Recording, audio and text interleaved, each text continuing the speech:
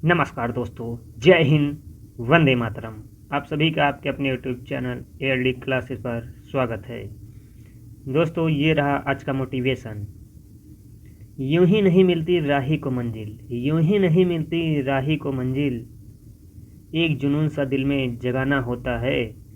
पूछा चिड़िया से कैसे बनाया आशियाना, बोली। पूछा चिड़िया से कैसे बनाया आशियाना, बोली। भरनी पड़ती है उड़ान बार बार, भरनी पड़ती है उड़ान बार बार, तिनका तिनका उठाना होता है। दोस्तों, आज का हमारा टॉपिक है प्राचीन इतिहास में वैदिक सभ्यता, जो कि पार्ट 1 हम पढ़ चुके हैं। पहला चैप्टर सिंधु घाटी की सभ्यता, उसे पूरा कंप्लीट कर चुके हैं और उसका लिंक आपको डिस्क्रिप्शन में मिल जाएगा। और आज हम पार्ट 2 पढ़ने वाले हैं वैदिक सभ्यता। दोस्तों, वैदिक सभ्यता को हम 2 भागों में बांट कर पढ़ेंगे।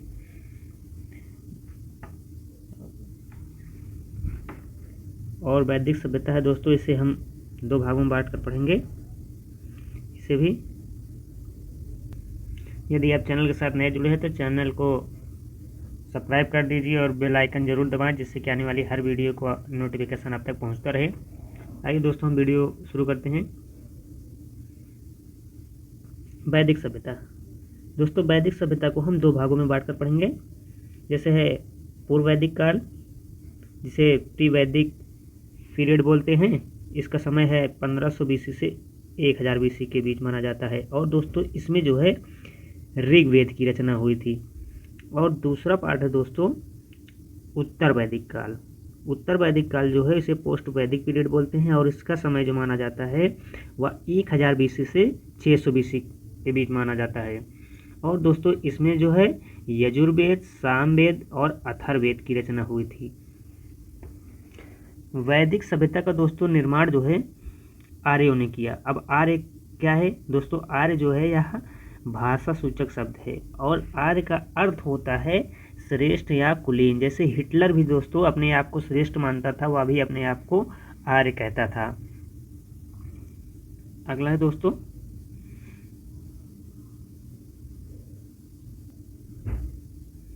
वैदिक सभ्यता जो है एक ग्रामीण सभ्यता थी। दोस्तों, वैदिक सभ्यता एक ग्रामीण सभ्यता थी जो पशुपालन करके जीवन यापन करते थे या व्यतीत करते थे। अब दोस्तों, ये आए कहाँ से थे? जैसे बहुत से विद्वानों का मत है कहाँ से आए थे, सभी ने अपना अपना मत रखा। जैसे इसमें एक थे मैक्स मूलर, जो कि जर्मनी के थे। इनके अनुसार जो है आर्य मध्य एशिया के निवासी थे। अब इसे इन्होंने ऐसा क्यों कहा? क्योंकि जो 1400 बीसी में मिला था एक बोगज कोई और कस्सी अभिलेख जो प्राप्त हुआ है, उसमें जो है 4 देवताओं के बारे में जानकारी मिलती है। इंद्र, वरुण, मित्र और नासत्य।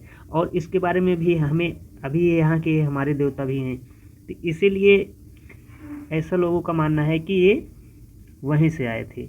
और दोस्तों, ये बोगाज कोई और कस्सी अभिलेख जो है यह ईरान में एशिया माइनर क्षेत्र में पड़ते हैं।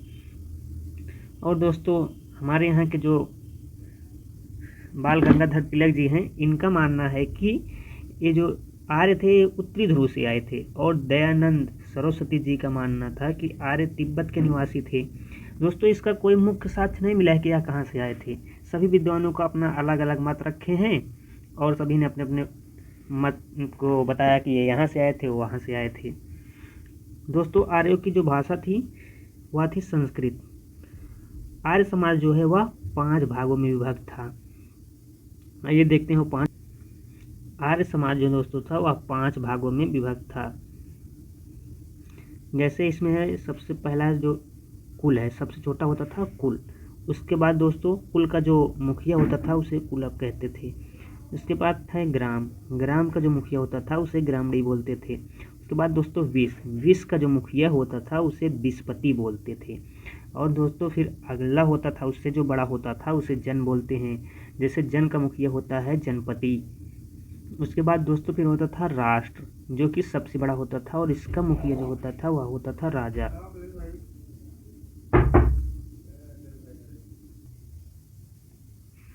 दोस्तों, इसे जैसे हम एग्जाम्पल के तौर पर देखते हैं कि अपने यहाँ जो है सबसे छोटा जैसे होता है ग्राम, अपने यहाँ होता है जैसे ग्राम।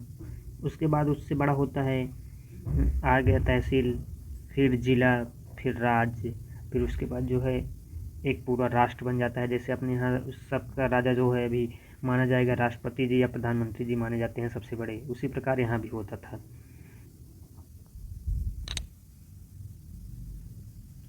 हम दोस्तों देखते हैं ऋग वैदिक कालीन नदियों के नाम। जैसे आपकी जो हमारी नदियाँ हैं इनका जो है वेदों में नाम क्या था या इनका पुराना नाम क्या है। जैसे यहाँ देखेंगे नदी, और इस वाले कॉलम में देखेंगे कि इनका पुराना नाम क्या है। यह दोस्तों एग्जाम की दृष्टि से बहुत ही इंपॉर्टेंट है, नदियों का पुराना नाम बहुत ही पूछा जाता है।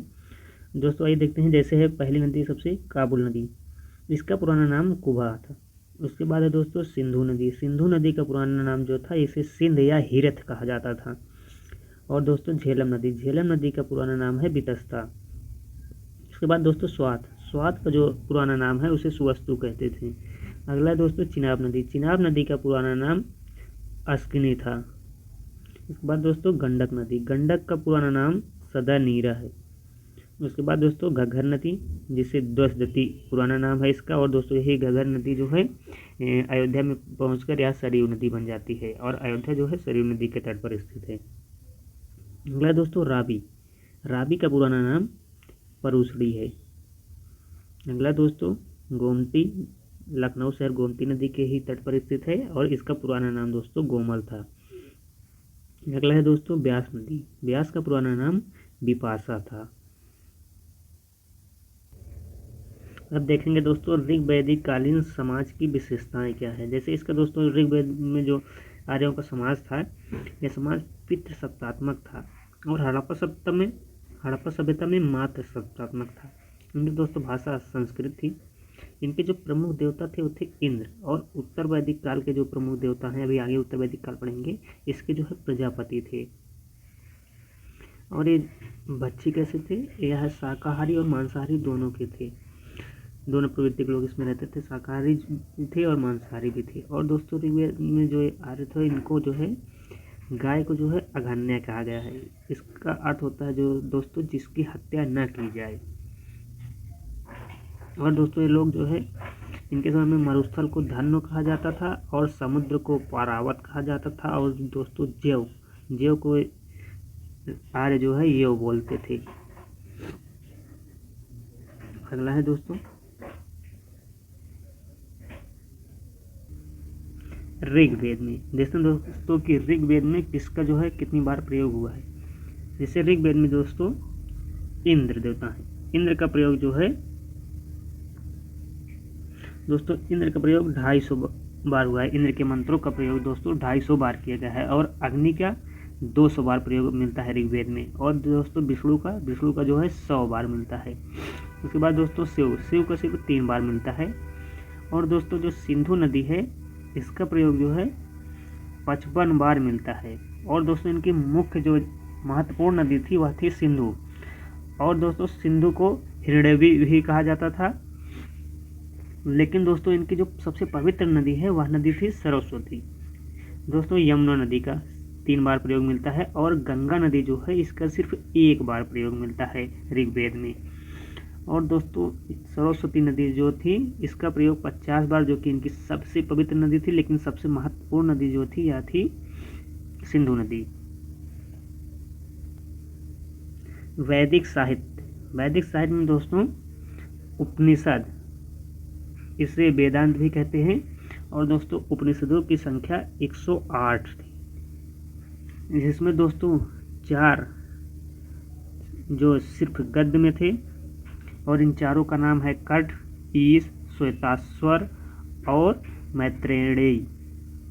और दोस्तों 2 जो गद्य और पद्य दोनों में थे, इनका नाम है दोस्तों प्रश्न और केन। ये दोनों जो प्रश्न और केन जो 2 उपनिषद थे, ये गद्य और पद्य दोनों में इनकी रचना हुई थी। और दोस्तों 102 जो हैं ये सिर्फ जो है पद्य में है, जैसे कविता के रूप में है ये सभी। और दोस्तों अगला है सबसे बड़ा उपनिषद बृहदारण्यक उपनिषद है दोस्तों। इसमें जो है याज्ञवल्क्य और गार्गी संवाद मिलता है, जो कि दुनिया के सबसे विद्वान थे। और दोस्तों इस बृहदारण्यक उपनिषद में तमसो माँ ज्योतिर्गमय श्लोक मिलता है। तमसो का मतलब होता है दोस्तों अंधेरा, और ज्योतिर्गमय में उजियाला मतलब अंधेरा से आपको प्रकाश की तरफ ले जाना। और दोस्तों ओम शब्द जो है, ओम शब्द का भी इसी में मिलती है जानकारी। दोस्तों सबसे छोटा उपनिषद जो है मंडूक्योपनिषद है। और दोस्तों जो है मुंडकोपनिषद जो है, इसी में जो है सत्यमेव जयते शब्द का प्रयोग मिलता है, जो कि भारत का आदर्श वाक्य है। कठोपनिषद है, कठोपनिषद से यम और नचिकेता संवाद के बारे में दोस्तों जानकारी मिलती है। अगला है संस्कार। दोस्तों 16 संस्कार होते थे तब, और हम संस्कारों के बारे में देखते हैं।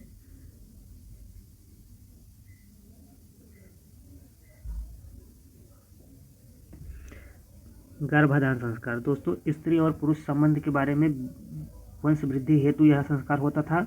उसके बाद दोस्तों पुंसवन संस्कार,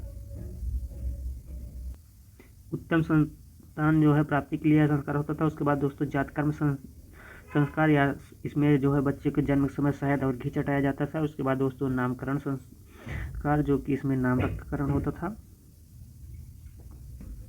निष्क्रमण संस्कार में दोस्तों पहली बार बच्चे को सूर्य और चंद्रमा के दर्शन करवाए जाते थे। उसके बाद दोस्तों अन्नप्राशन संस्कार, इसमें अन्न खिलाया जाता था। तूड़ा कर्म, इसमें दोस्तों पहली बार जब मुंडन होता है। उसके बाद दोस्तों कर्ण भेदन संस्कार, जिसमें कांच छेदन होता है। उसके बाद दोस्तों यज्ञोप बीज संस्कार, जिसमें जनेऊ धारण किया जाता था। उसके बाद दोस्तों समावर्तन संस्कार और अंत्येष्टि संस्कार, जिसमें जो कि मृत्यु के बाद दोस्तों किया जाता था। वे थे 16 संस्कारों के बारे में दोस्तों जो महत्वपूर्ण है उसे हम देख चुके हैं। और अगला है दोस्तों वेद। वेद जो है 4 हैं दोस्तों। अब वेद जो है अपने समय के ज्ञान का संग्रह है दोस्तों।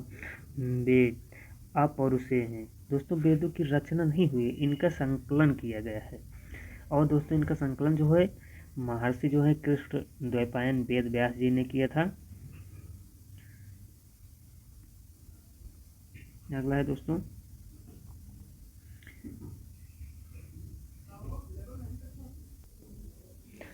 आर्यों की सभ्यता के बारे में। दोस्तों आर्यों की सभ्यता जो थी, इसमें जो है जाति व्यवस्था जो है वह कर्म के आधार पर थी। जैसे इस समय है कि क्षत्रिय का बेटा क्षत्रिय होगा, ऐसा नहीं था दोस्तों। जो कर्म जैसे करेगा उसी के आधार पर, कर्म व्यवस्था के आधार पर जाति व्यवस्था का निर्धारण था दोस्तों। और इसमें जो है बाल विवाह नहीं था दोस्तों। पार्ट 1 हम देख चुके हैं, और हम कल देखेंगे कि पार्ट 2 इसका जो अगला भाग है उसमें वेद और वेदांगों के बारे में पढ़ेंगे।